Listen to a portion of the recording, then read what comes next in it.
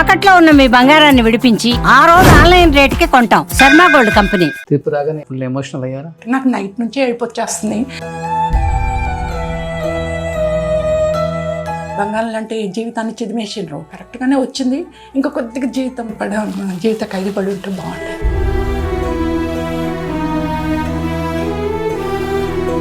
ప్రత్యూష ఆత్మ ఎక్కడున్నా శాంతిస్తుంది కదా. హాల్లోకి వచ్చినప్పుడు ఆ స్మైల్తో అంత ఫోటో అంకుల్ పక్కన. అందుకే మేము పూలదండ వేయం. ఎందుకంటే వాళ్ళు మాతోటే ఉన్నారు అనుకుంటే గార్లాండ్ వేసో చనిపోయినరు అనుకుంటాను.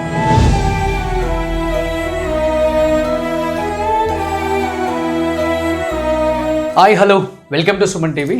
నేను మీ రోషన్. 24 సంవత్సరాలు నిజంగా చరిత్రలో ఎక్కడైనా వింటం తప్పితే ఇలాంటి పోరాటం ఏ తల్లి చేయదు కూడా.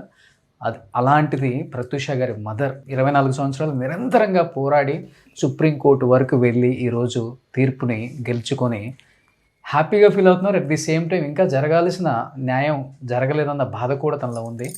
అమ్మకు ప్రేమతో చేసినప్పుడు నేను కూడా ఆమె గురించి అక్కడక్కడ వీడియోలు చూడటం తప్పితే ఏంటి ఇంత పిచ్చి అంటే ఇది ప్రేమ అసలు అంటే దానికి అర్థాలే వెతకలేము మనం. అలాంటి ప్రేమ ఉంటుందా అనిపించేది నాకు కొన్ని వీడియోలు చూసినప్పుడు. కానీ అమ్మకి ప్రేమతో వచ్చినప్పుడు క్లియర్గా నేను అర్థం చేసుకుంది, నేను విన్నది తప్పు, నేను చూసింది కూడా తప్పు. ఇది కదా తల్లి ప్రేమ అంటే అనిపించింది ఆ తమ్ముడికైనా ఆ తల్లికైనా. అట్ ది సేమ్ టైం రీసెంట్గా జూబ్లీ హిల్స్ ఎలక్షన్స్ వచ్చినప్పుడు కూడా ఆంటీ మళ్ళీ షోకి వచ్చినప్పుడు కూడా మళ్ళీ సుప్రీంకోర్టులో గెలుస్తామని చెప్పేసి బల్లకు గుద్ది చెప్పారు. అదే జరిగింది. బట్ ఈరోజు సరోజిని గారు ఏం చెప్తారో ఆమె మాటలను తెలుసుకుందాం. నమస్తే ఆంటీ. నిజంగా చాలా చాలా ప్రౌడ్గా ఫీల్ అవుతుంటాం మిమ్మల్ని చూసినప్పుడు. ఎవ్వరూ ఎంత ఫైట్ చేయరంటే హ్యాపీగా జరిగింది ఏదో జరిగిపోయింది, మన లైఫ్ ఏంటి, నా కొడుకు ఎలా బాగుపడాలి, మా లైఫ్ మేము లీడ్ చేసుకుంటే బాగుండు, ఉన్న దాంట్లో ఉన్న డబ్బులతో ఇల్లు ఎలా కొనుక్కోవాలి, కార్ ఎలా కొనుక్కోవాలి, లైఫ్ స్టైల్ ఎలా ఉండాలని డిజైన్ చేసుకుంటారు ఎవరైనా, కానీ ముఖ్యంగా ఆడవాళ్ళు. అలాంటిది మీరు సంపాదించింది ఉన్నది మొత్తం పెట్టేసి ఈరోజు సొంత ఇల్లు కూడా లేకుండా హైదరాబాద్లో కూతురికి న్యాయం జరగాలని చేసిన ఒక ఫైట్ను చూసారా? హ్యాట్సప్ అంటే హ్యాట్సప్. నిజంగా ఎవరు చెయ్యరు. ఏమనిపించింది ఈరోజు తీర్పు విన్న తర్వాత? చిన్న కంటి తుడుపు. సుప్రీంకోర్టు ఇచ్చిన జడ్జిమెంట్ సేమ్ హైకోర్టు జడ్జిమెంట్ని క్యారీ చేశారు వాళ్ళు. సేమ్ అదే జడ్జిమెంట్ని కన్ఫర్మ్ చేసి జడ్జిమెంట్ ఇస్తున్నాము అన్నారు. అత్యున్నత న్యాయస్థానం.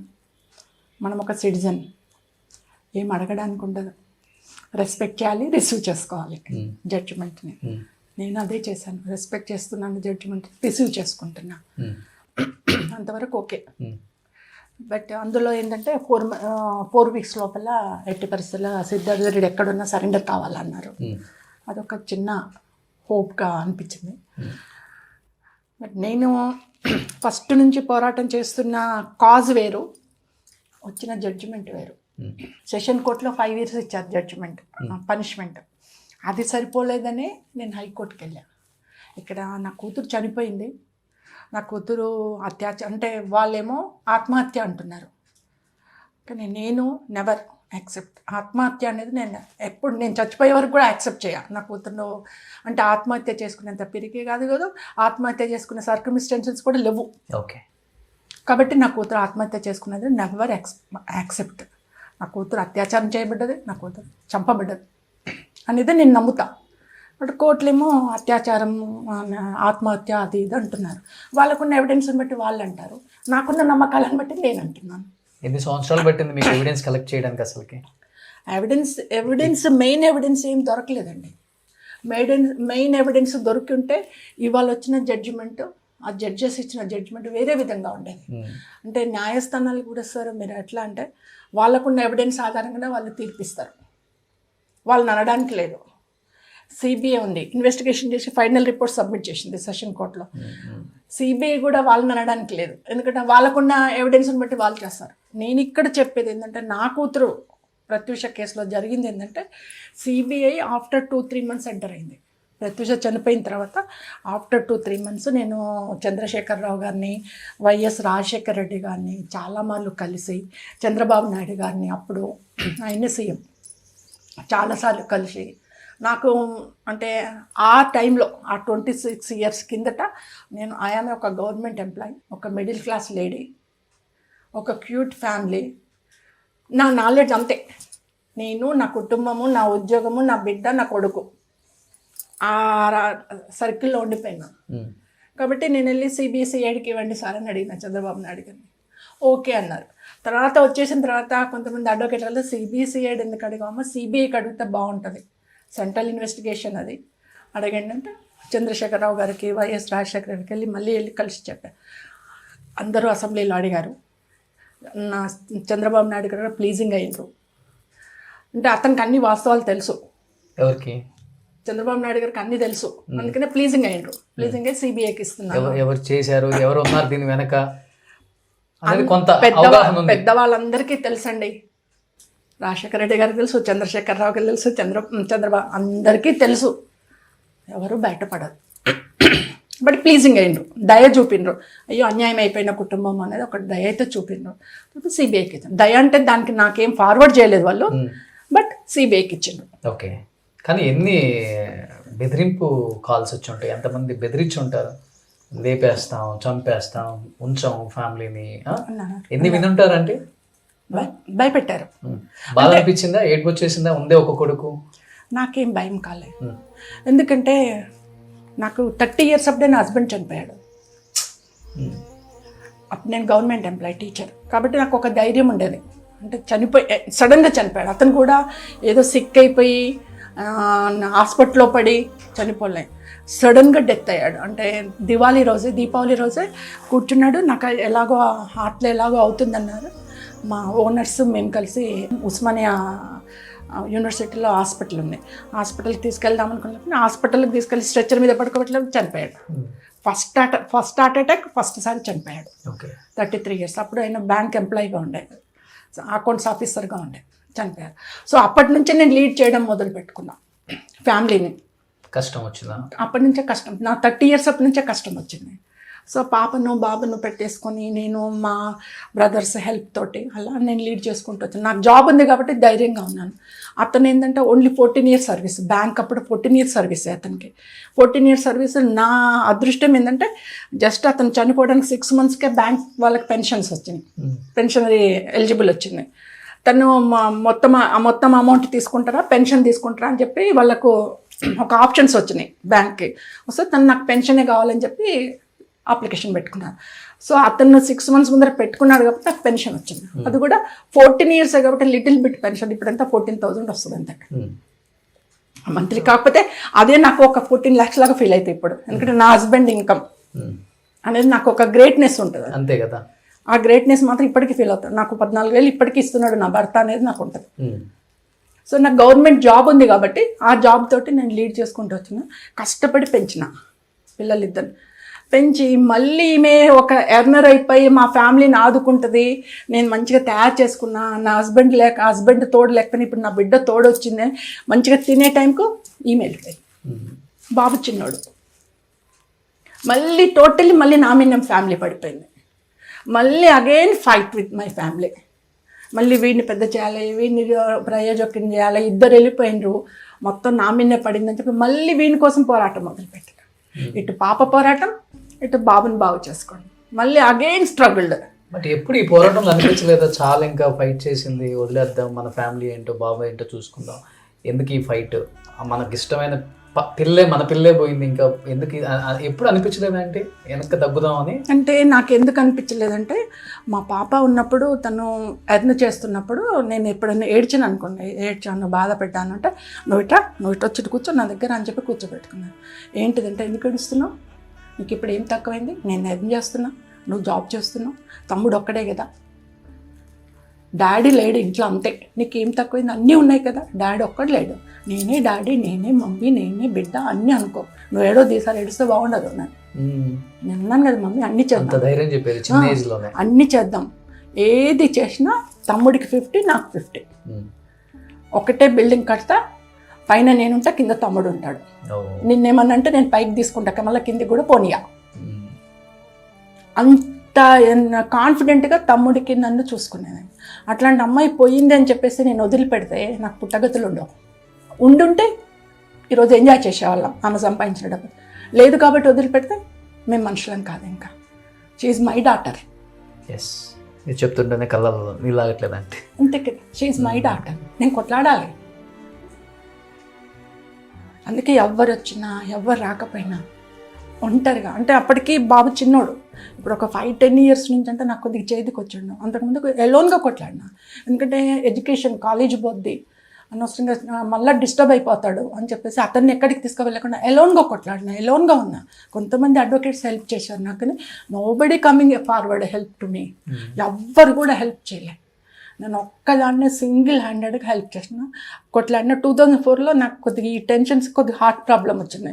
హార్ట్ ప్రాబ్లం వస్తే డాక్టర్స్ అన్నారు, నువ్వు స్కూల్కి వెళ్ళి, నాది హై స్కూల్లో నువ్వు చెప్పాలంటే కష్టమవుతుందమ్మా, ప్రాబ్లం అవుతుందంటే జాబ్ కూడా తీసేసిన.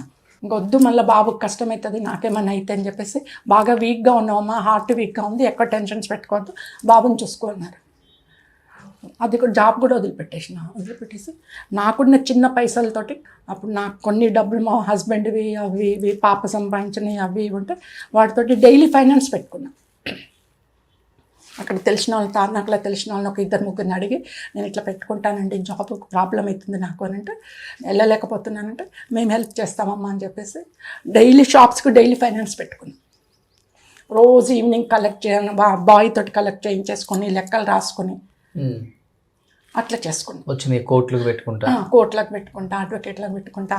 ఫైల్స్ ఇప్పుడు ఒక ఫైల్ హైకోర్టు నుంచి తీయాలంటే 10,000 రూపీస్ ఖర్చు అవుతాయండి. అట్లా ఖర్చులు పెట్టుకుంటాం, బాబుని లీడ్ చేసుకుంటాం. గ్రేట్ లేడీ అండి మీరు. చాలా మందికి స్ఫూర్తి మీరు నిజంగా చెప్తున్నారు. ముందరికెళ్ళి ఈరోజు అంటే నేను ఒకటే ఆలోచిస్తాను. అందరూ అంటారు, ఎందుకు చేస్తున్నావు, ఎందుకు ఖర్చు పెడుతున్నావు, నీకు ఏమైనా మిగుల్చుకోమంటే నేనేం మిగుల్చుకుంటాను, తర్వాత నా బిడ్డకు మాత్రం న్యాయం చేస్తాను. ప్రత్యూష ఆత్మ ఎక్కడున్నా శాంతిస్తుంది కదా, చూస్తుంది, మాతోటే ఉంటుంది. హాల్లోకి వచ్చినప్పుడు ఆ స్మైల్తో అంత ఫోటో అంకుల్ పక్కన. అందుకే మేము పూలదండ వేయం. అంటే ఏ గార్లాండ్ కూడా పాప ఫోటోకి కానీ మా హస్బెండ్ ఫోటోకి కానీ వేయం. ఎందుకంటే వాళ్ళు మాతోటే ఉన్నారు అనుకుంటే, గార్లాండ్ వేస్తే చనిపోయినరు అనుకుంటాం. అందుకని గార్లాండ్ వేయకుండా పెట్టుకుంటాం మేము ఇద్దరం. ఎక్కడో అబ్రాడ్లో ఉన్నారు, ఎక్కడో దూరంగా ఉన్నారు, షూటింగ్కి వెళ్ళింది, లేకపోతే అబ్రాడ్లో ఉంది, పెళ్ళయింది, పంపించేసినాం, అబ్రాడ్లో ఉంది, ఎప్పుడో వస్తుంది అని ఒక కాన్షియస్లో ఉండాలి అని చెప్పి మేము అసలు ఫోటోలకు దండలే. ఎంతమంది వచ్చిన వాళ్ళు అంటారు, ఒక దండ అట్లా పెట్టింది ఏంటి అని. దండలు మాత్రమే. అంటే మా ఉద్దేశంలో పాప మాతోటే ఉంది. త్రిపురాగానే ఫుల్ ఎమోషనల్ అయ్యారా? మార్నింగ్ 10:30 నాకు నైట్ నుంచే ఏడుపు వచ్చేస్తుంది. అడ్వకేట్ గారు కొద్దిగా లేట్ నైట్ కాల్ చేశారు, ఆ నైట్ నుంచే బాధ అనిపించింది.